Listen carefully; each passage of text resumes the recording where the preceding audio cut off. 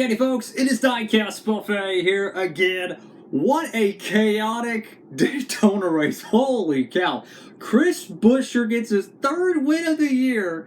Oh my goodness, Brad was so close to winning it, but man, hats off to Chris Buescher. Third win of the year. Holy cow. Is it literally, we could be talking about Chris Buescher and William Byron championship favorites? Just saying. Just saying. Make sure to pre-order that race win diecast over there at Circle Diecast. Most likely they'll have a 164 offered. Let's hope they do. But for the 124, almost guaranteed it's going to be offered. You can use that promo code down below. Code Diecastbuffet. You can save shipping. Don't have to use it. Wow. A lot to talk about with this Daytona race. Whew. We've seen some insane racing. One, unforgettable crash that will be talked about for decades in the sport. We'll get to that in a moment, but the playoff bubble, it finally has bursted.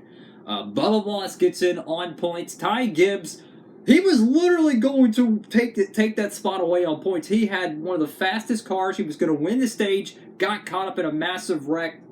So that pretty much eliminated the points conversation, and then it's just 14-something drivers going for the win hard at the end. Amarola, Chase Briscoe, Ryan Preece, more on that in the moment. Just intense racing. SHR had their best race of the entire year. All four of their cars were competitive, at least in my opinion. They looked fast. I don't know what they did. I guess after the last couple weeks of all the rumors about them going the two cars and leaving Ford and Amarola out, Smithfield out, all the rumors, they finally got a great all-together race put together. Even Harvick almost won this plate race. And just for historical purposes, Kevin Harvick hasn't won a points-paying plate race, I think, since 2010 in the Coke 400 that year. I believe that's correct. Anyways, the racing was fantastic, man. You had 3 wide racing at sometimes, 2 wide. It was very intense. It didn't feel like there was a dull moment, really. If they were single file, they were all saving fuel. It was gamesmanship. How quick can we get on pit road and how quick can we get off? There was so much gamesmanship played throughout the entire night. I picked Alex Bowman to win this race. He survived the big one. He was there at the end. I just feel like the Hendrick cars were a little bit behind the Fords, man. Top notch. Top notch. The SHR camp. And of course, Blaney, when he was still running, he got in a wreck on the big one. Then you had the RFK cars, man. I'm telling you, Chris Buescher is a championship favorite. He's not the favorite. I think William Byron statistically owns that by far. But I think right now, the big 3, if I'm going to say, who do I truly think will be in the Final 4, I'm going to have a hard time not putting the 24, the 19, and the 17. I'm just keeping it real. I'm just keeping it real, guys, because Buescher has became... He started this year as a good driver. Right? Historically speaking, he doesn't have much of a track record. He is now on the cusp of one good playoff run. Who knows how it could end, from being almost a great driver. Because if he goes and has a deep playoff run like Ross Chastain, he goes to the whole other echelon of the drivers in the sport. So it's cool to see Roush doing good again. I love seeing Roush have success. It's really cool. It took him a decade, but you get what I'm saying. Anyways, Chase Elliott misses the playoffs. No one to blame but themselves. You run like crap. You miss races. It happens. Every driver. Let me put it this way: every Hall of Fame driver has had a bad year. Petty has had bad years. Earnhardt Sr. has had bad years. Jeff Gordon, Jimmy Johnson, Kyle Busch, Denny Hamlin, Joey Logano. Every driver who is probably in the Hall of Fame or going to be in the Hall of Fame at some point has a bad year. Okay? Historically speaking, Chase Elliott's going to be in the Hall of Fame someday. You have a bad year. It happens historically. I mean, if Jeff Gordon can miss the playoffs or Jimmy Johnson can miss the playoffs or whoever, I'm pretty sure Chase Elliott can. So I honestly did not expect him to make it the last few weeks. I'm like, they're hyping it up. Oh, can he make it? Can he not? I'm like, he's not going to make it. He's not going to win and get in. It's going to take an absolute avalanche to happen. So I'm not shocked one bit. And I thoroughly enjoyed the race. I'm not going to be a homer about it and be like, oh, well, my guy didn't win, so it's no good. I love seeing just chaotic races. But now we're going to talk about one of the wildest crashes I've ever seen, especially in live television. The two wildest crashes I think I've ever watched live in NASCAR were Ryan Newman's 2020 Daytona 500 crash and the Ryan Preece 23 Coke 0400 crash. Hope he's all good. God be with him. I believe he's going to be all right, hopefully. Everything checks out. I think they would be more precautious about it because that was a scary, scary wreck. And it reminded me so much of 2003 Elliott Sadler. As soon as I seen that, I said, that looks like the 03 Sadler EA Sports 500 wreck. And then Rick Allen, mentions that. It looked like Sadler's Talladega wreck. And the way that car wrecked, I mean, it literally looked just like a Gen 4. So they have some aerodynamical things they're going to have to change. Now, obviously, you're not going to see wrecks like that every plate race. This has been proven already. We've had a buttload of plate races, both Xfinity, Trucks, and Cup Series.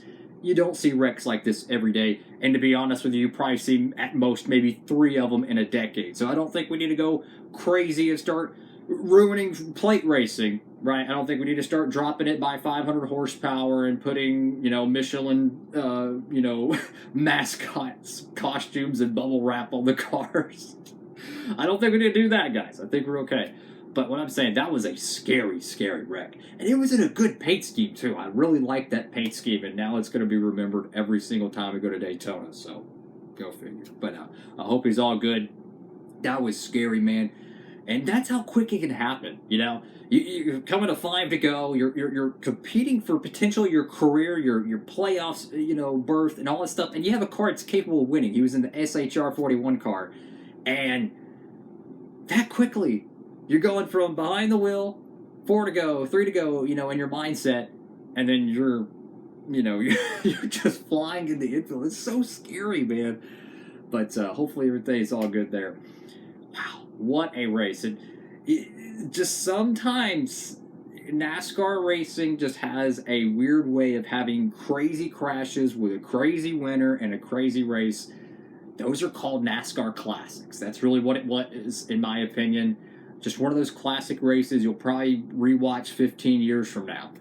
What a good show. What a good show. I do think Brad was too loyal at the end. I mean, come on. The man's got 2 wins. You haven't won in like 2 years. I was saying, Brad, hook a left. Go to the bottom. He was on the outside, pushing Buescher. If he would have went to the bottom, Amarola probably couldn't get a run to Buescher or whoever was behind him fast enough to catch Brad. Brad could have easily won this race. I mean, easily. And I don't think Buescher would have been mad about it. I mean, when you won, you're the owner of you're co-owner of the team. Take the dub. You think Tony Stewart is gonna push Ryan Newman to the line when they were teammates? Do you really think so? No, he's not gonna do that. He's gonna take the win for himself. Do you? I don't know. I just think Brad was too loyal there, man. But hey, Roush won. That's cool. Now the playoffs begin. What do we expect? To refresh everyone's memory, and we'll end it on this.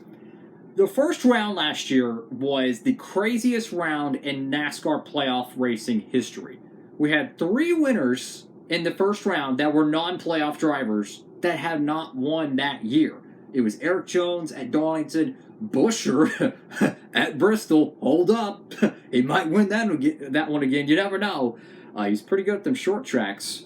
And then you had Kansas with the 45 camp of Bubba Wallace. Who knows? So my point is that, yes, a lot of people are going to probably say, well, Stenhouse is out. McDowell's out. I don't think so. I think there's going to be a handful of drivers that are going to move on that you don't expect. I really do. This era of parity racing and the ability to see drivers win anytime and anywhere could really shake it up. So if you're making your predictions, don't just pick the best drivers. I'm telling you, just don't pick the best drivers.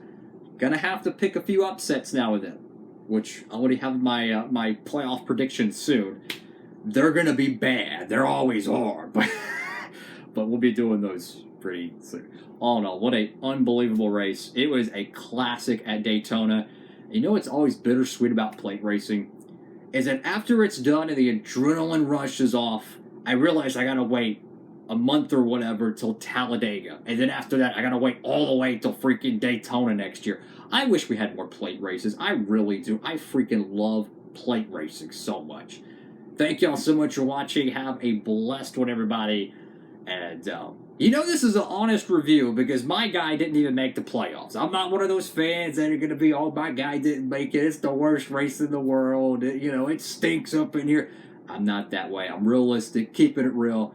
Have a blessed everybody. Diecastbuffet, shine it off.